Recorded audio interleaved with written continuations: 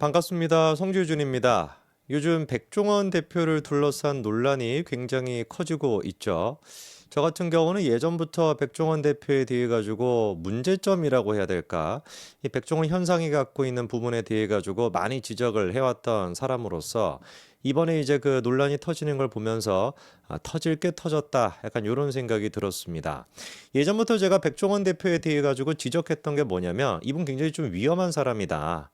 몇 가지 측면에서 위험하다라고 봤는데 첫 번째 같은 경우는 공영방송, SBS 공영방송 아니겠습니까? 골목식당. 그 SBS라고 하는 공영방송을 통해 가지고 자기의 사적인 이익을 추구하는 거. 뭐 연돈이 됐거나 연돈 볼가치가 됐거나 다 그런 식으로 됐던 거 아닙니까?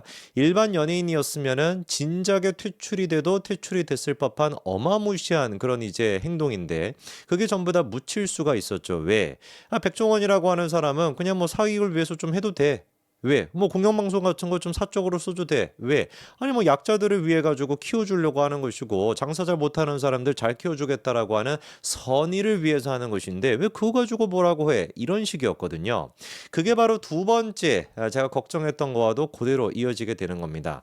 사실상 장사하는 사람이 장사를 하는 거에 대해 가지고 이익을 추구한다. 이거는 너무나 당연한 일일 겁니다. 그런데 이 백종원 씨에 대해 가지고 이른바 백종원 신드롬이라고 하는 것은 대중들이 백종원 씨를 그냥 한 명의 장사치 그리고 또 대표로 보는 것이 아니라 마치 성인군자인 것처럼 정말 이제 그 대한민국의 약자들을 위해 가지고 모든 것들을 뭔가 다 남들을 위해 사는 이타주의자인 것처럼 그렇게 바라보게 됐다는 것이죠. 물론 이제 그것도 장사의 영역이라고 볼 수가 있겠습니다만 근본적으로 이런 식의 어떤 대중적인 인식이 왜곡되게 된다면 이거는 나중에 가서 문제가 터질 수밖에 없는데 제가 보기에는 백종원 씨가 어느 정도 선까지만 좀 했으면은 좋았을 것 같은데 뭐 예를 들어서 그 광장시장이었나요? 그 광장시장을 키우는 거 뭐 이 정도까지는 그래 뭐 좀 할 수 있다라고 해도 그 이후에 점점 더 자기의 어떤 그 이미지 나는 착한 사람이야. 나는 지금 정의의 사도야. 나는 지금 이제 뭐 성인 군자야. 내가 지금 하는 거는 내 개인적인 이익을 위해서 하는 것이 아니라 무슨 뭐 제대로 판매를 못하는 농가를 위해서 하는 거야. 이런 식으로 자꾸 포장하는 게 과해지고 과해지다 보니까 결국에는 이 지경까지 되지 않았나 싶습니다. 더 이상 대중들 같은 경우는 이거는 이 백종원 씨의 그 신드롬이 깨지고 있다라는 게 굉장히 중요한 게 정치권에도 저는 영향을 줄 수밖에 없다라고 보거든요. 지금까지 대한민국의 정치가 착한 아이 신드롬. 누가 더 착하냐, 누가 더 성인 군자냐, 누가 더 약자를 위한 것이냐. 그러다 보니까 현실적인 얘기를 하는 것이 아니라 듣기 좋은 소리, 뭔가 좀 듣기에 이제 그 불쾌함이 없는 소리 이런 소리만 하게 되는 경향이 있었는데 그런 정치인들에 대해서도 백종원 신도림이 깨지는 걸 보면서 저는 굉장히 경종을 울리게 될 것이다라고 봅니다. 자, 일단 첫 번째로 이번에 백종원 씨의 논란이 불거지게 됐던 계기가 백캠과 둘러싼 논란이었습니다. 백캠은 이제 그 쉽게 얘기해가지고 비싸다라고 하는 게 논란이었는데요.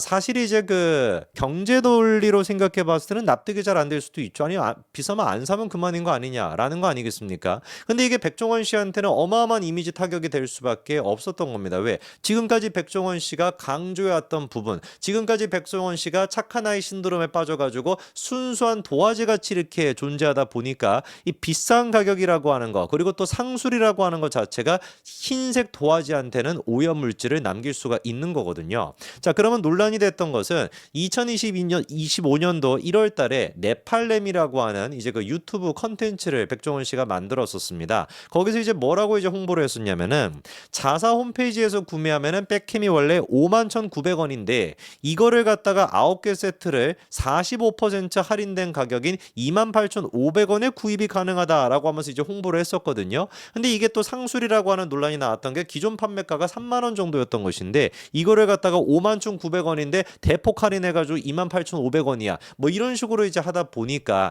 정형적인 이제 그게 뭐겠습니까? 전형적으로 원래 비싼 거였어. 이런 식으로 이제 포장을 해가지고 많이 할인해 준 거야라고 하는 상술이겠죠, 그렇죠?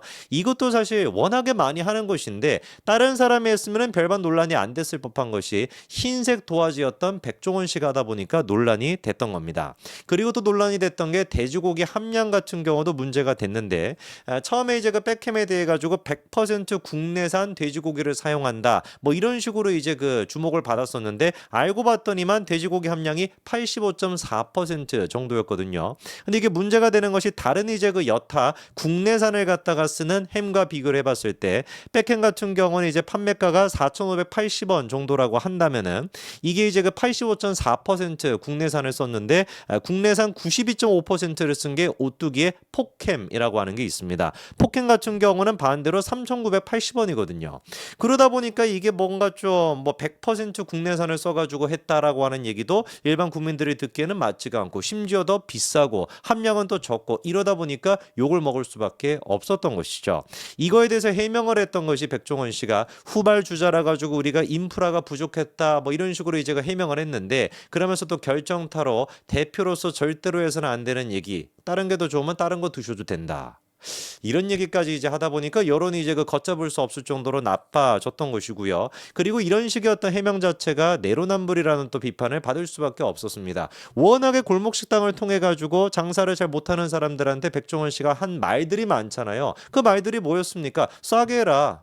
판매자 위주로 가격을 정하는 것이 아니라 소비자 위주로 가격을 정해야 된다. 그랬던 사람이 이제 와가지고는 우리가 뭐 후발주자기 때문에 인프라가 부족해가지고 이렇다라고 얘기하다 보니까 본인이 지금까지 강조했던 철학과 정면으로 위반이 되는 내로남불의 모습이 보인다라고 하는 게 또 대중들이 실망했던 이유였던 것이죠.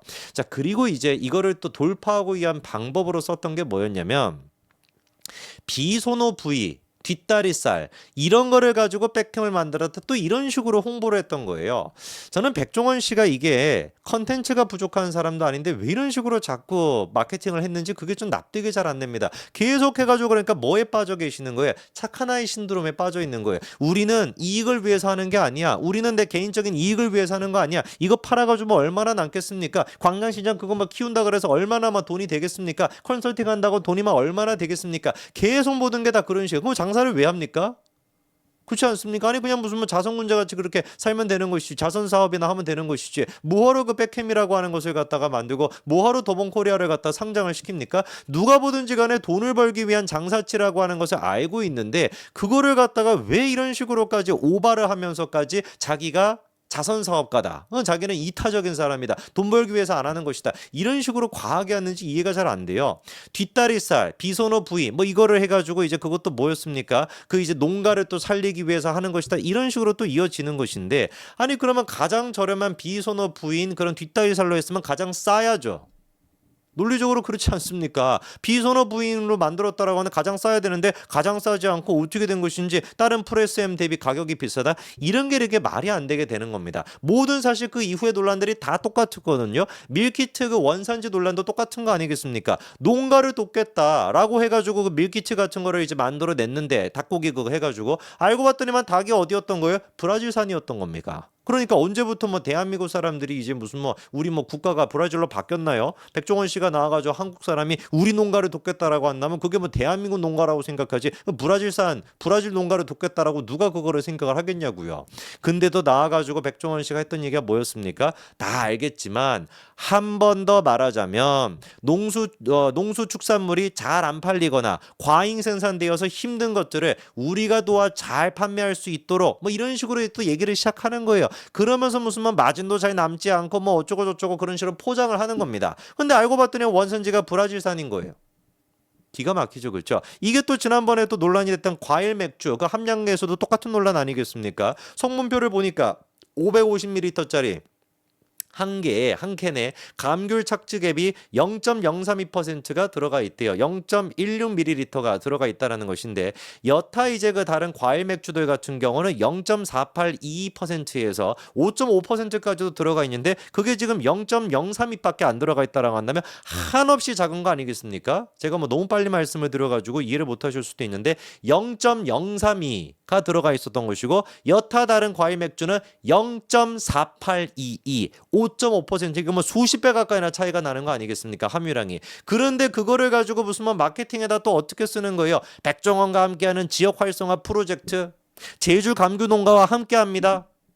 이거를 지금 10만 캐를 팔면은 15kg이 되는 수준이라고 하는데 얼마를 갖다가 팔아가지고 도대체 농가한테 그게 도움이 되겠습니까? 그랬더니 이제 그 해명이라고 나온 게 감귤에 대한 어떤 그 인식 제고를 위해서 인식을 뭐또 알리기 위해 가지고 했다라는 것인데 아니, 세상 천재 감귤 유명한 거 모르는 사람이 있습니까? 제주도 하면 감귤 아닌가요? 제주도 하면 뭐 성지준이 떠오릅니까? 제주도 하면 무슨 뭐 백종원이가 떠오릅니까? 제주도 하면 그냥 감귤이잖아요. 뭔 놈의 인식 제고가 필요합니까? 이미 다 유명한 것인데 이런 식으로 그러니까 백종원 씨가 사실상 더본코리아라고 하는 그 회사를 운영해왔던 방식도 그렇고 근본을 신경 쓰지 않고 맛 아닙니까 맛 프랜차이즈 사업을 한다라고 하는 맛이 제일 중요한 것인데 그 맛을 신경 쓰고 맛을 갖다가 고치는데 더 에너지를 쓰는 것이 아니라 보여주기식 포장지 근데 그 포장지가 위성과 가식이라고 하는 그 포장지로 쓰여지다 보니까 결국에는 이게 다 터져 나오게 되는 것이죠. 이 모습 본질에 신경 쓰지 않고 포장지에 신경을 썼다가 그것도 가식적인 포장지에 신경을 썼다가 이런 지금 논란이 터지게 된다라는 게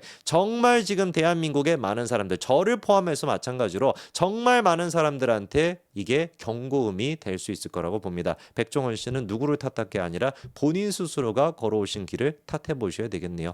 여기까지 말씀드리겠습니다. 감사합니다.